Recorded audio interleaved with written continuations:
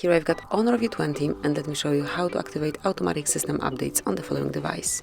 So at first you have to open the settings, then find and select About Phone, and here click 7 times on build number. Now enter your lock screen password, and as you can see now you are a developer and it is necessary to activate this option.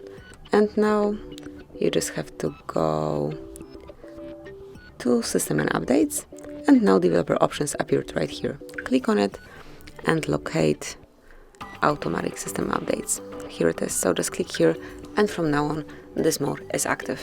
So that would be all. Thank you for watching. Please subscribe our channel and leave the thumbs up.